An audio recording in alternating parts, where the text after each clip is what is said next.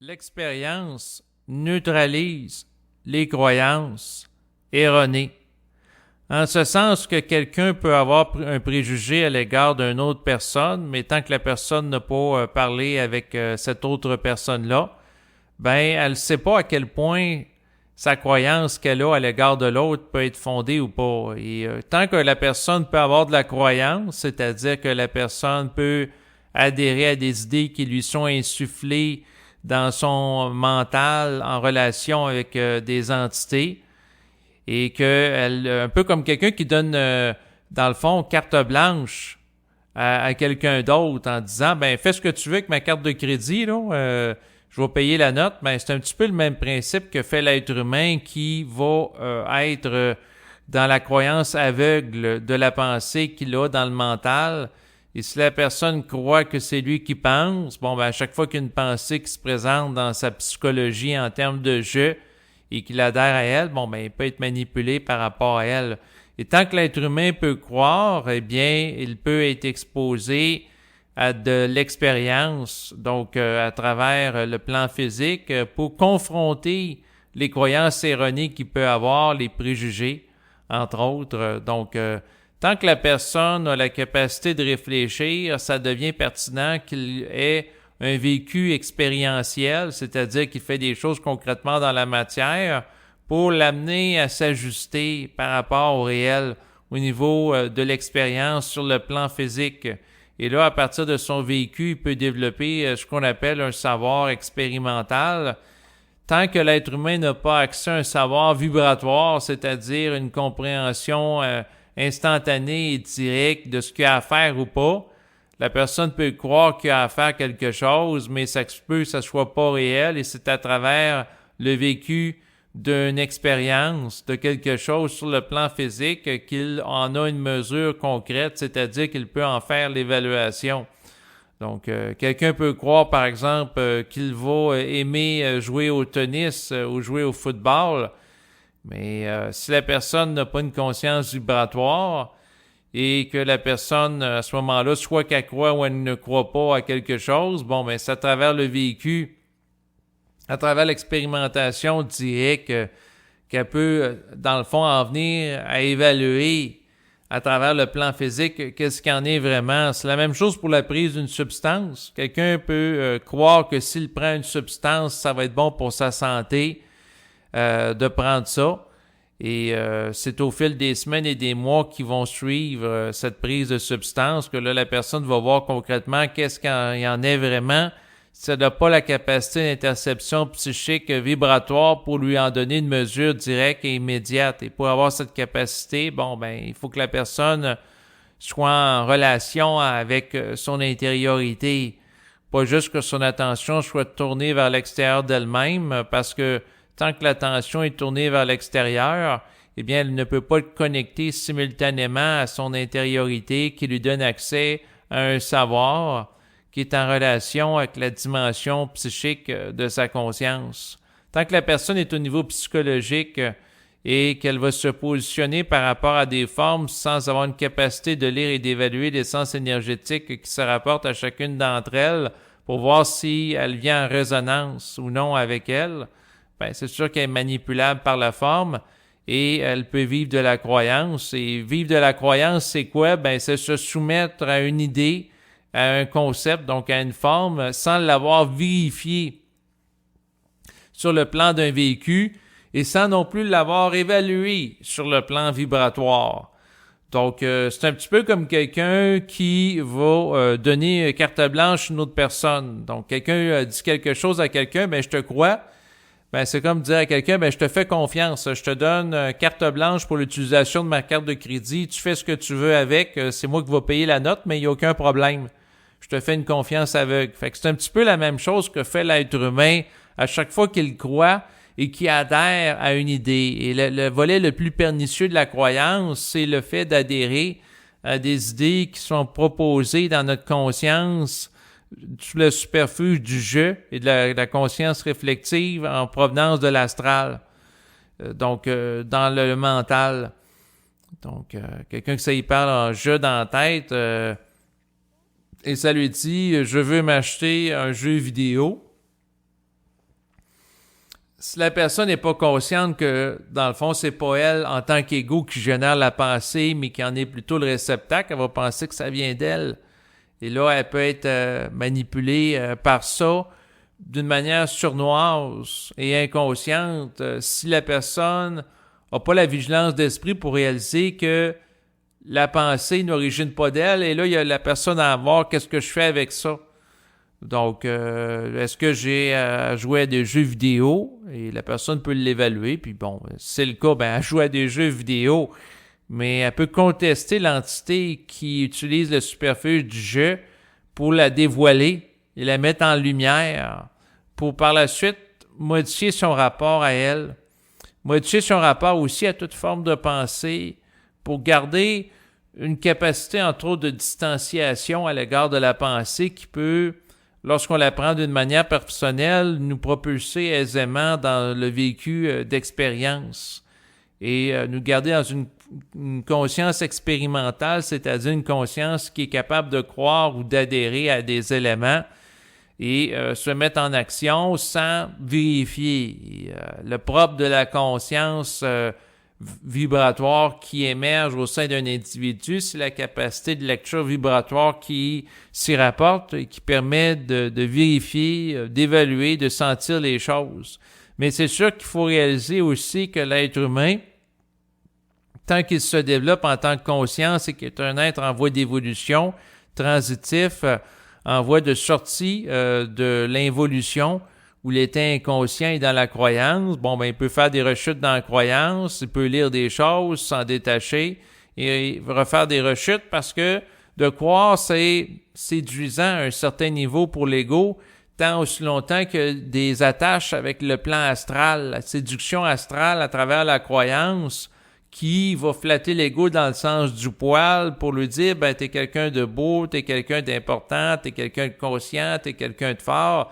Bon, ben, tous ces éléments-là peuvent servir à manipuler un ego pour l'amener dans une direction plutôt qu'une autre. Et à travers ça, ben, c'est la façon d'amadouer l'ego pour l'amener à se soumettre à certains éléments qui autrement ne se soumettra jamais. En fait, l'enjeu que connaît l'ego sur Terre, c'est le fait que différentes forces cherchent à le guider dans différentes directions et que l'ego, en réalité, a développé une capacité de contestation de la pensée, une capacité d'être critique aussi, une capacité aussi de se sortir de la croyance, et c'est souvent à travers la souffrance cumulative associée à des croyances erronées que l'ego est obligé de se détacher de ces croyances-là parce que son vécu est incongruent avec les croyances. Donc, si on dit à un ego, par exemple, soumets-toi à certaines mesures et par la suite, on va retirer les mesures et tu vas reprendre ta vie normale alors que c'est pas vrai. Bon, mais l'ego peut croire ça, puis il peut se soumettre à certains comportements dans l'espoir qu'on le libère de certaines contraintes. Et si c'est pas le cas une fois, deux fois, trois fois, ben à un moment donné, qu'est-ce qui va arriver? C'est que l'ego, ne fera plus confiance à l'instance qui va lui dire, ben arrête, soumets-toi à telle mesure, tu vas être libre après. Alors, si l'ego est jamais libre, il va réaliser qu'à quelque part, il se fait manipuler. Et quelque part, il y a certaines forces qui ont intérêt à lui faire croire que s'il soumet à certaines règles, à certains comportements, et qu'il va éventuellement être libre, alors qu'en réalité, la liberté ne vient pas de la soumission à la forme. La liberté vient d'une volonté d'être libre de formes, d'éléments, de pensée, etc. La liberté psychique d'un ego est dans sa capacité d'être insoumis à la forme et d'être dans un état de vide mental qui fait en sorte que l'ego n'est pas rattaché à la conscience planétaire. Tout ce qui touche à la Terre, c'est comme du bruit qui s'y rapporte. Les formes sont dissonantes et plus qu'une forme est basse en vibration et plus qu'elle représente à un certain niveau une forme de pollution psychique. Et chacune des pensées, derrière elle, il y a toujours une vibration qui peut être interprétée comme un son, une couleur, une impression. Et tout ça, c'est à différentes fréquences. Et le fait qu'il y ait des éléments discordants qui vont dans différentes directions, ça peut créer un chaos psychologique, en ce sens que si une pensée amène l'ego à vouloir tourner à gauche, une autre pensée tourner à droite, et l'ego vit de l'ambivalence par rapport à ça, bon, ben, ça peut l'amener à vivre un état de tension interne. Et l'ego, lorsqu'il est dans le vide mental, il observe les pensées, il observe les formes, mais il est détaché d'elles. Puis il ne donne pas préséance à la forme sur sa présence d'esprit, qui est l'élément fondamental sur lequel il s'appuie pour composer avec la réalité physique. Et lorsque l'ego est libre de la croyance, c'est-à-dire l'adhésion spontanée à la forme et sa soumission, ben à ce moment-là, il n'y a plus besoin de vivre ou de subir d'expériences pour s'ajuster au réel. Tant que l'ego n'est pas capable d'intercepter la nature du réel qui est fondamentalement vibratoire, parce que la vibration précède la forme, avant qu'il y ait la réalité physique qui peut être perçue puis appréhendée de manière sensorielle à travers la vue, l'ouïe, le goût, l'odorat, le toucher. Bon, ben il y avait la réalité énergétique dont le physique n'est qu'en réalité une version de réalité qui vient après. Donc, le plan physique est le sous-produit de la réalité vibratoire. Et tant que l'ego n'est pas capable d'appréhender les choses à partir de la essence énergétique, c'est-à-dire vibratoire, qui précède la réalité physique, l'ego n'a pas une conscience qui est capable d'appréhender la vie et les différents phénomènes qui se rapportent de manière causale. Donc, il n'est pas capable de regarder les causes énergétiques derrière certains éléments. Et là, à ce moment-là, ben, il est limité. Puis là, il perçoit les choses à partir d'une vision strictement au niveau physique, au lieu d'avoir une double vision qui inclut, oui, une vision sur le plan physique, mais également une vision sur le plan psychique. Et c'est la perception psychique qui est appelée à prédominer chez l'ego qui développe une conscience nouvelle et prendre le relais de plus en plus sur la vision physique. Parce que la vision physique est en relation avec l'ego qui compose avec l'intellect, qui est en relation avec les sens et l'extériorité de sa conscience par rapport à un plan physique. Et tant que l'ego utilise fondamentalement l'intellect ou qu'il ne jure que par l'intellect, ben il peut être récupéré par le plan astral qui va tirer profit de l'orientation de sa conscience vers fondamentalement l'extériorisation sensorielle et brouiller les pistes, interférer. Mais si l'ego est en contact avec sa source, son esprit, fondamentalement, et qui procède à partir de ça, pour ensuite aller vers le plan physique, bien à ce moment-là, l'ego ne sera pas soumis aux croyances, aux préjugés qui proviennent de son environnement ou même de la pensée, parce que la pensée fait partie de l'environnement psychique de l'ego. Parce que l'ego, en réalité, n'émet pas de pensée. C'est comme un peu, si on le représente comme une espèce de bulle qui peut être pénétrée par de l'énergie de la pensée. Et là, il y a le niveau plus astral ou également éthérique. La distinction entre les deux, c'est que la pensée qui le relie au plan astral est plus basse en vibration, éthérique plus élevée, au plan de réalité qui est derrière les éléments qui se déroulent sur le plan physique. Donc, la programmation qui est fondamentale à celle du plan physique. Et par la suite, il y a des êtres qui ont vécu sur le plan physique, qui ont développé un orgueil qui est coupé de la réalité éthérique et qui ne travaillent pas en concertation avec le plan éthérique, qui cherche à manipuler ou à influencer l'ego pour vivre par procuration à travers lui. Et ces êtres qui sont en voie d'évolution n'ont pas l'intelligence et la conscience vibratoire comme pourrait l'avoir l'ego en fusion avec le plan éthérique. Et comme les êtres qui sont très orgueilleux en relation avec le plan astral cherchent à influencer, cherchent à dominer, bon, ben, ils vont chercher à influencer l'ego pour le faire bifurquer de sa programmation fondamentale qui est reliée au plan éthérique. Mais si le plan éthérique a l'intention d'amener l'ego dans une direction qui est divergente de celle de certains êtres astraux qui se nourrissent et qui vampirisent les énergies qui se rapportent à un ego en voie d'évolution sur le plan physique, et c'est à ce moment-là, lorsqu'il y a un différentiel entre ces deux forces par rapport à l'intentionnalité et la direction qu'il cherche à donner à l'ego, que l'ego peut vivre des tensions.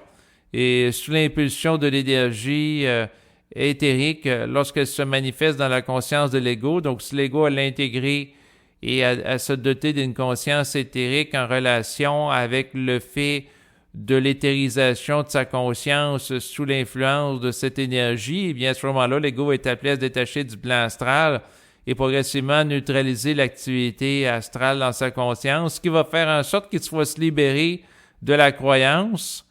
Donc à ce moment-là, l'ego va se dépouiller des dogmes auxquels il pouvait être soumis, des préjugés, des croyances relatives à la haute spiritualité, même à la conscience supramentale, des croyances par rapport à tout.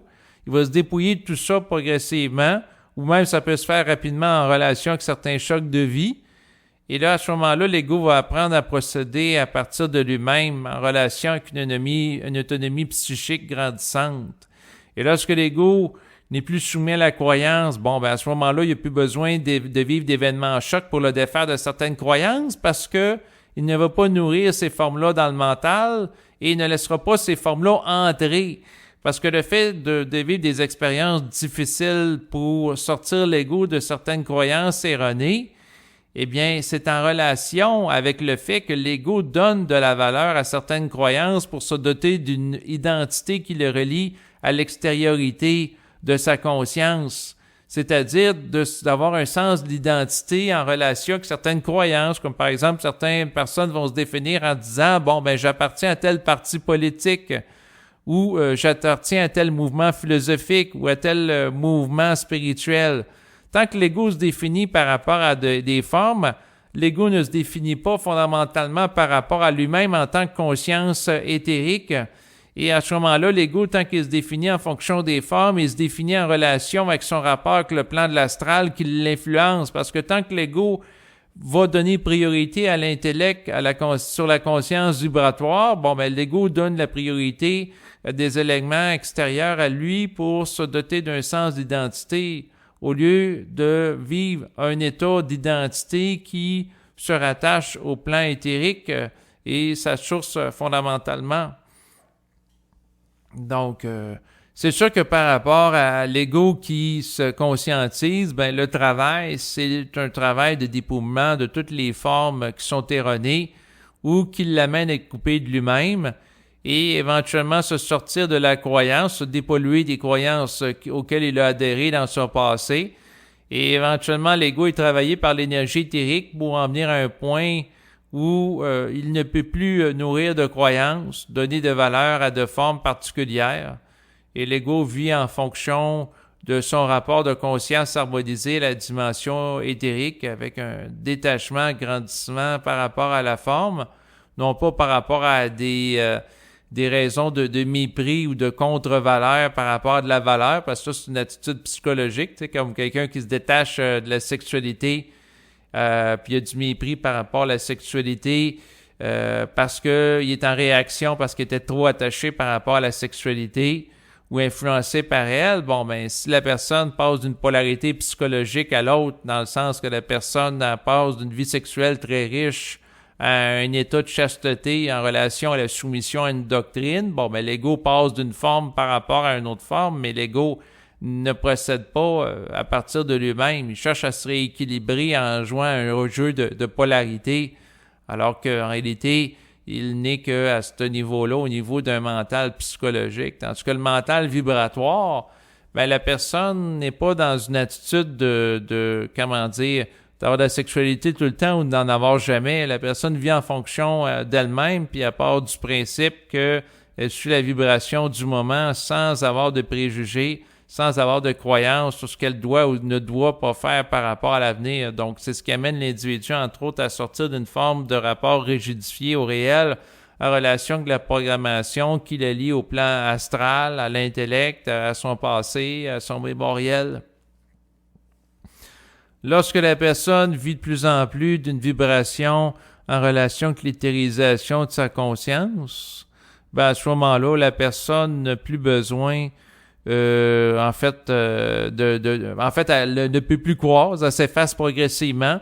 L'éthérisation de la conscience amène inversement de manière proportionnelle le rapetissement de la capacité de l'ego à croire parce que la conscience psychologique de l'ego diminue. Donc, l'ego qui procède à partir de formes est remplacé par un ego qui procède à partir de vibrations. Et comme la personne procède à partir de vibrations, elle est dans un état de savoir instantané qui se capte sur le plan énergétique, alors que lorsque la personne travaille à partir de formes, elle ne connaît pas le réel énergétique derrière une forme, puis là, elle peut se faire manipuler par elle ou récupérer par l'astral, ce qui est très différent.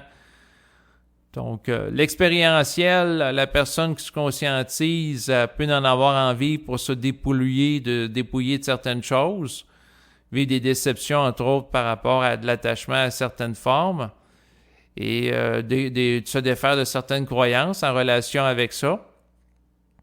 Puis à mesure que ça se fait, puis à mesure que la conscience devient épurée, puis disponible au réel qu'elle porte en elle. Mais le réel est difficilement appréhendable tant que l'ego a de l'orgueil, c'est-à-dire que les sous-influences astrales. En réalité, ce qui se passe dans le processus d'évolution de conscience, c'est très simple, c'est qu'une énergie astrale est délogée par une énergie éthérique au sein de l'ego, puis l'ego n'a pas de choix qu'au fil du temps de s'ajuster par rapport à ça, en ce sens que l'énergie éthérique, un peu comme un joueur d'échecs expérimenté, il y a plusieurs coups à l'avance sur son adversaire, et la particularité de la conscience éthérique, c'est que c'est une conscience qui est capable de générer des nouvelles formes, alors que le plan astral ne peut pas en générer de nouvelles. Puis la meilleure chose que le plan astral peut faire, c'est tout récupérer les formes qui ont été émises dans le passé contre l'activité de l'énergie nouvelle. Mais l'astral n'a pas une capacité de renouvellement, ce qui fait que l'astral, en termes d'intelligence, ne pourra jamais équivaloir ou à côté ou égaliser la nature créative de l'intelligence qui se rapporte au plan éthérique. Ce qui fait que l'astral, c'est juste une question de temps avant que ce plan de réalité disparaisse de la surface de la Terre et des individus qui sont affiliés à lui sur le plan psychique. Donc, c'est juste une question de temps. Et l'ego, dans son temps, a composé avec le Fils, là, à vivre la fusion de son vivant, c'est-à-dire l'intégration de l'énergie éthérique, avec le fait qu'il va réaliser que toute sa vie est programmée pour l'amener sur certains points. Et l'ego peut s'opposer sous influence astrale à certains volets de sa programmation au niveau éthérique et fondamental, mais ces mouvements d'opposition ne peuvent pas contrer l'activité du plan éthérique, en ce sens que l'ego peut chercher à neutraliser sous influence astrale ou retarder l'intégration qui doit être faite dans sa vie, mais l'ego qui contrôle pas tout, parce qu'il n'est pas en état d'unité avec le plan éthérique, sa contrepartie cosmique va toujours avoir le dernier mot sur lui. Et ça, c'est très difficile à réaliser. Et soit l'ego va collaborer avec le plan éthérique ou s'y opposer. Puis il sait très bien qu'il ne peut pas s'y opposer éternellement. En ce sens qu'un ego, ça peut dire intérieurement, tu vas te départir de certains livres, tu vas mettre fin à certaines fréquentations parce qu'elles manquent d'ajustement. Et l'ego peut être orgueilleux en disant non, je ne ferai pas ça, même si ça dit intérieurement, je ne me débarrasserai pas de certains livres, ces livres-là sont importants pour moi, et blablabla, blablabla. L'ego peut argumenter.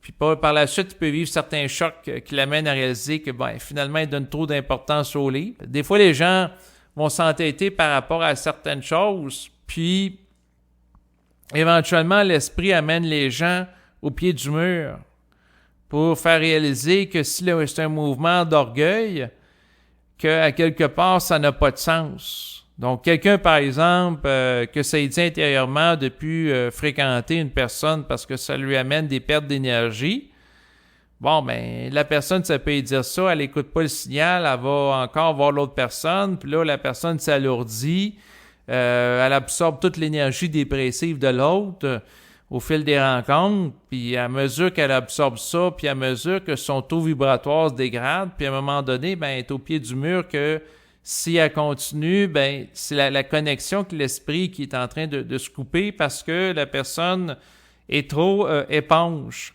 c'est-à-dire est trop perméable, c'est-à-dire est trop ouverte à l'astral, et l'esprit va créer des événements chocs pour sortir un ego d'une impasse.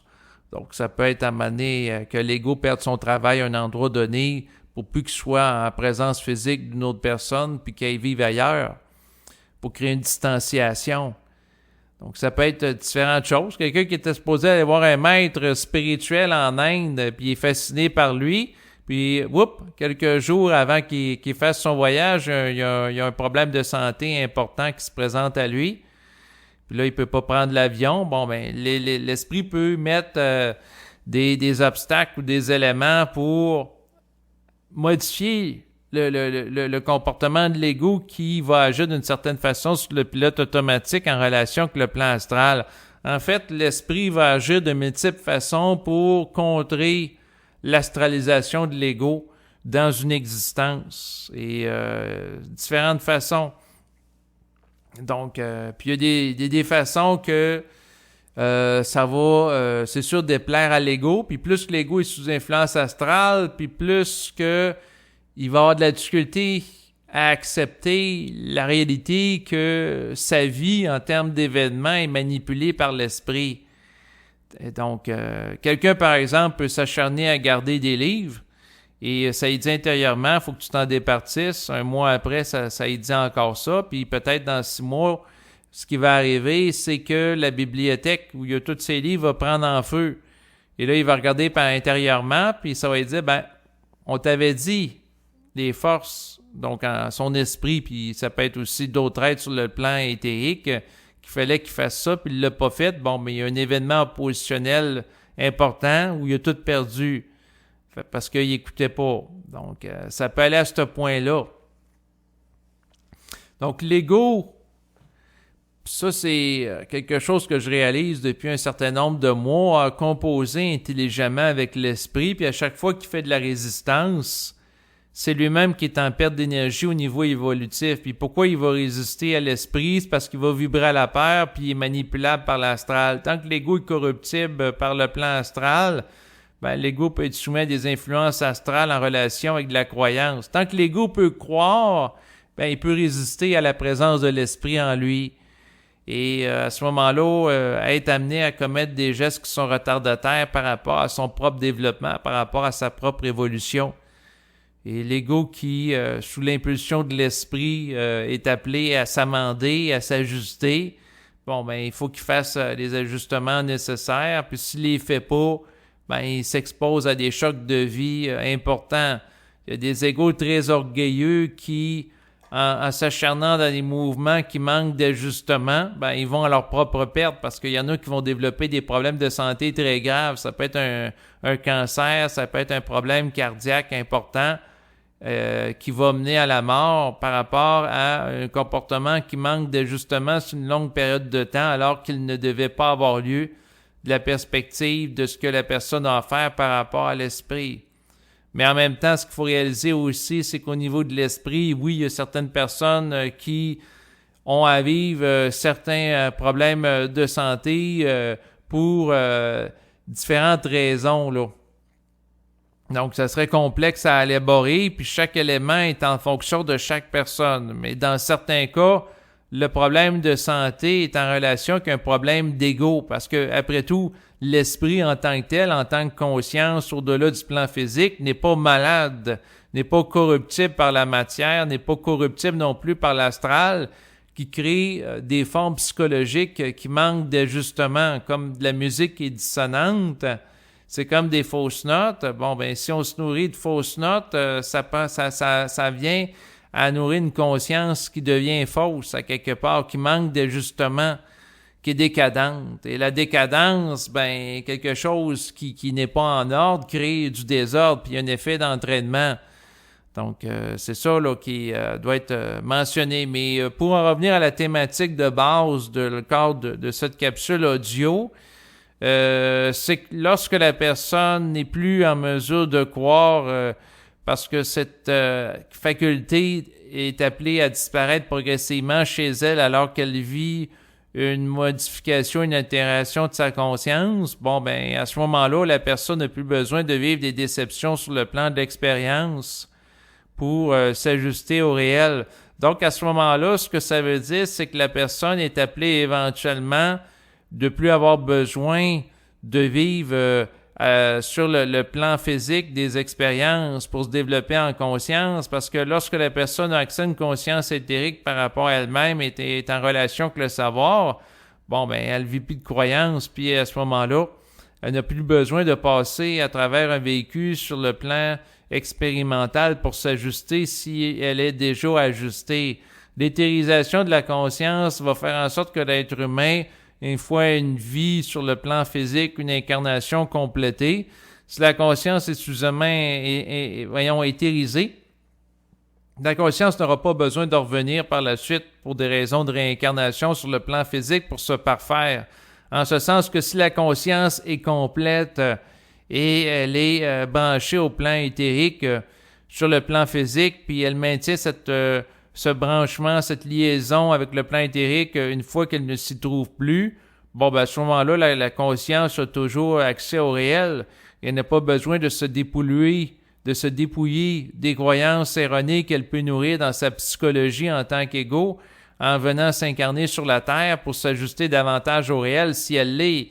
Donc, la transition sur le plan physique n'est plus nécessaire pour une conscience qui est de nature intégrale, mais ce passage peut être utile tant aussi longtemps que la conscience manque d'ajustement au réel et qu'elle a à se dépolluer de toutes les croyances erronées qu'elle peut nourrir en relation avec son passé et ses liaisons psychiques en relation avec le plan astral. Tant que la personne est liée au plan astral, elle a une raison de se réincarner sur la Terre en relation avec le lien énergétique qu'on peut qualifier dans certains cas de karmique, qui va faire en sorte que la personne a à revenir ici sur Terre. En ce sens que, par exemple, quelqu'un qui a une compréhension erronée de sa mère, de son père, et que la compréhension manque d'ajustement et a amené la personne à manquer de respect par rapport à une autre, bon, ben à ce moment-là, ça a créé une tension énergétique importante, un déséquilibre qui a amené des actions à caractère violent. Bon, ben ça se peut que la personne ait se réincarner sur Terre pour créer un rééquilibrage énergétique avec la personne concernée et réaliser qu'à quelque part, les croyances qu'elle avait à son égard étaient erronées.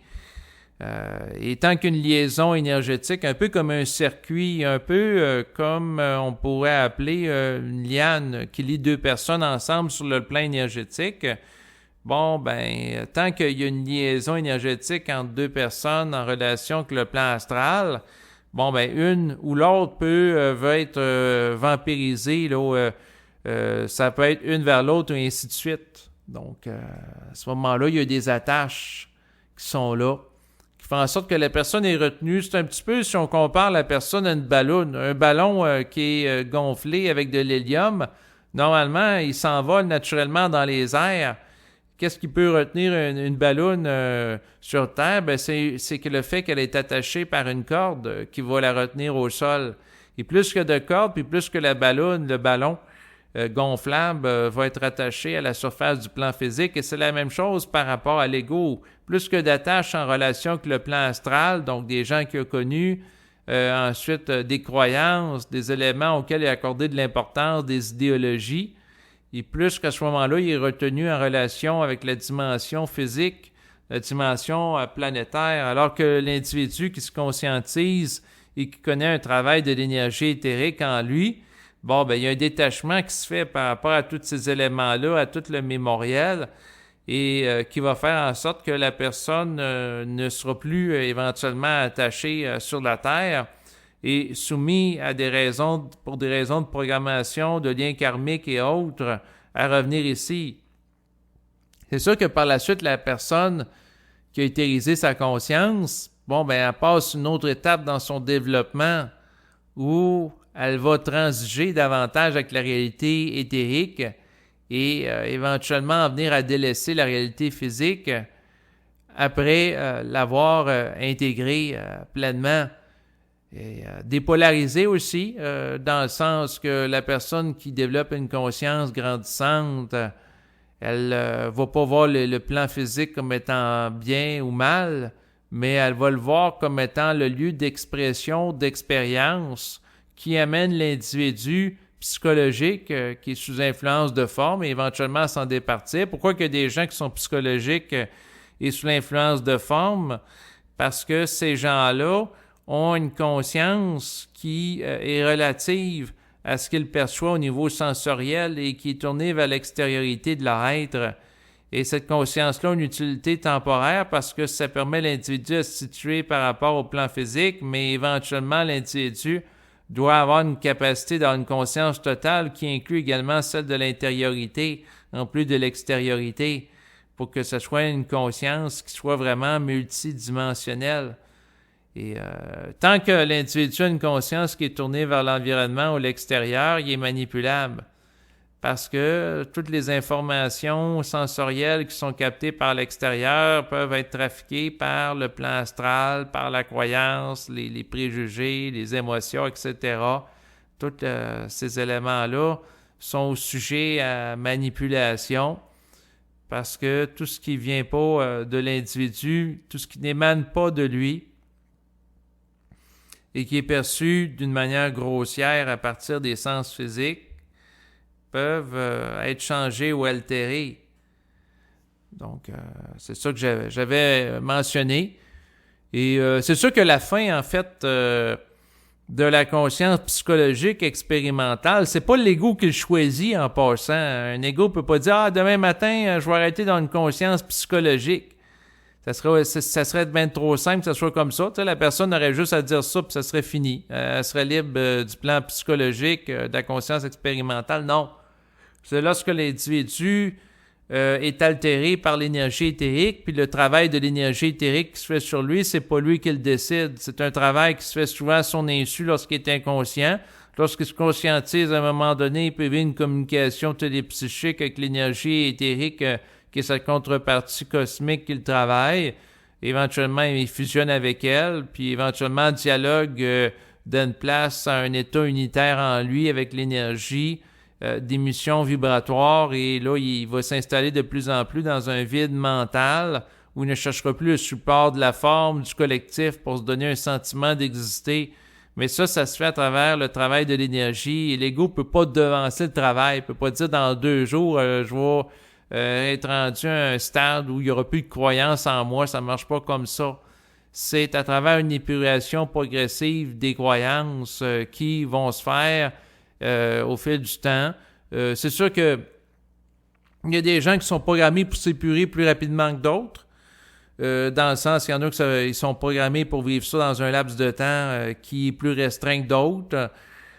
Voire parler d'unification psychique immédiate, mais ça, il faut que l'ego ait une bonne capacité de contenance, puis aussi d'intégration, là, si ça a à se faire, mais c'est du cas par cas. Mais le point, c'est que l'ego a à contenir du temps, et c'est à travers le temps qu'il a à contenir qu'il peut se faire récupérer dans des jeux de réflexion, puis de l'astral, puis se soumettre de nouveau à des croyances. Et c'est là que l'individu peut vivre un combat psychique, en ce sens que d'un côté, l'astral peut chercher à l'amener à retourner dans des anciennes habitudes qu'il doit délaisser, puis en même temps, l'esprit cherche à le libérer de tout ça pour l'amener dans un état de vide. Et de vide mental, mais un vide qui est plein, c'est-à-dire rempli d'une énergie éthérique, d'où peut émaner à ce moment-là un état d'être différent que de celui de l'ego qui fonctionne à partir de croyances qui le lient au plan astral. Donc, l'ego est appelé à être transformé avec le temps.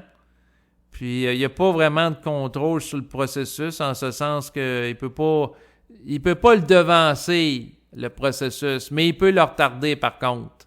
En ce sens que s'il est entêté sous influence astrale, il est prévu de vivre quelque chose telle journée, puis finalement, au lieu d'acquiescer, puis de se départir par exemple, se départir de ses livres ou de se départir de ses CD d'enregistrement de conférences, au lieu que ça prenne 3 mois ou qu'il le fasse immédiatement, ça se peut que ça y prenne 3 ans ou 6 ans ou 30 ans. Tu sais, il y a des égos qui vont moins vite que d'autres, mais là, si l'ego tarde trop, ben, l'esprit va chercher à le manipuler ou l'influencer pour l'amener dans une direction. Et chaque égo a une programmation qui lui est propre. Et la programmation éthérique a toujours préséance sur la programmation astrale et c'est juste une question de temps avant que la programmation éthérique neutralise celle astrale. Ce qui veut dire que, en réalité, la Terre va sortir tôt ou tard du bourbier astral. C'est juste une question de temps. Mais ce qui peut retarder ce moment-là, c'est l'orgueil des égos des individus sur Terre. Donc, si les égos sont très liés au passé, à la mémorielle, à l'astral, ils vivent beaucoup à la peur, ça va créer des grandes interférences avec l'énergie éthérique qui cherche à descendre. Parce que d'un côté, le plan astral cherche à conserver ses acquis, cherche à conserver sa mainmise planétaire, puis en même temps, ben, le plan éthérique cherche à dépolluer les égos qui sont concernés par l'intégration de son énergie au cours des prochaines années. Fait que là, il y en a qui travaillent pour conserver leur pouvoir, puis il y en a qui cherchent à faire progresser l'ego pour l'amener plus loin. Ça me fait penser un petit peu à la politique. Hein? On a des forces conservatrices et on a des forces progressistes qui vont dans des directions différentes. Et c'est un petit peu la même chose entre le plan astral et également le plan éthérique. C'est sûr que le plan éthérique, je ne le mettrai pas dans une polarité progressiste ni non plus conservatrice, parce que c'est l'au-delà des jeux des polarités politiques qui sont des formes. Mais ce que je dirais, c'est que l'énergie éthérique cherche à amener l'ego dans une direction, puis en même temps, l'ego peut être tenté d'être récupéré par le plan astral pour l'amener dans une autre direction. Et tant que l'ego peut vibrer à la peur, il peut être manipulé par l'astral. Et lorsqu'il ne vibre plus à la peur, ben à ce moment-là, cet élément-là ne peut pas être utilisé par le plan astral pour détourner l'ego de sa programmation fondamentale et de son suivi, c'est-à-dire l'écoute de la dimension éthérique de sa conscience avec laquelle il peut être en contact lorsqu'il s'intériorise et qui est suffisamment stable psychiquement pour aller au-delà de la peur qui pouvait jusqu'alors l'animer lorsqu'il était inconscient. Donc, c'est la conscientisation et la dépollution de l'ego, de la peur, de l'orgueil, entre autres, qui va l'amener à voir plus clair par rapport à sa vie et de réaliser qu'à quelque part, il est amené dans une direction par le plan éthérique. Oui, il peut résister par rapport à un certain temps, mais s'il résiste, il est obligé de réaliser aussi que les obstacles, les oppositions vont être grandissantes provenant du plan éthérique pour le raligner sur sa voie. Donc, autrement dit, l'ego, avec le temps, apprend à avoir une certaine flexibilité par rapport à la réalité éthérique de sa conscience et à ce moment-là, ben, il n'a d'autre choix que de s'ajuster. Et l'ego des gens au pouvoir, que ce soit des politiciens, des scientifiques, si leur mouvement manque d'ajustement, et c'est ce qu'ils disent aux gens, manque d'ajustement, bon, ben, tôt ou tard, ces gens-là sont appelés à se réajuster. Et c'est juste une question de temps. Par contre, ça ne veut pas dire que ça va être dans l'incarnation présente. Ça se peut que ça soit dans d'autres incarnations et que certains dirigeants aient un karma par rapport au collectif, c'est-à-dire des ajustements qui ont ajusté par rapport à une collectivité en vue d'établir un rééquilibre énergétique. Mais tout ça, ça va se faire dans le temps. Ça peut être dans 30 ans, dans 300 ans, dans 2500 ans, c'est juste une question de temps. Et tout ce qui n'est pas réel et qui est lié à de la croyance, donc si, par exemple, un dirigeant croit que d'imposer à la population de prendre une certaine substance, c'est bon, et qu'à quelque part, c'est pas ajusté de dire ça par rapport à toute sa population, ben, le dirigeant aura éventuellement à se réajuster par rapport à ça. Donc, tout ce qui n'est pas réel est appelé à être ajusté par la réalité qui est plus vaste et qui est plus forte que les formes erronées en relation avec des croyances. Mais c'est juste une question de temps. C'est un peu comme un délai de téléversement d'une information, un peu comme on pourrait la comparer au délai de téléversement, par exemple, d'un logiciel. Donc, si vous achetez un jeu sur ordinateur, puis ça prend une demi-heure, le téléverser sur votre ordinateur, bon, ben, le délai vous allez être obligé de le contenir. À un moment donné, le jeu est téléversé à 25%, 50%, 75%. Bon, ben c'est la même chose par rapport à l'énergie éthérique qui descend au sein de chaque individu. Donc, il y a un délai associé au téléversement et le délai crée le fait que l'information, avant qu'elle soit assimilée, ben, il y a du temps qui se passe parce que dans la réalité physique, le temps existe, alors que sur le plan éthérique, le temps vécu d'une manière psychologique comme on le connaît n'existe pas. Donc, c'est un rapport au temps qui est très différent. Et quelqu'un qui se branche au niveau éthérique réalise de plus en plus le savoir qui est par-delà la temporalité et qui va affecter sa vie puis son comportement, réalisant qu'à quelque part, l'individu il a accès à ce qu'il a à faire dans le moment présent.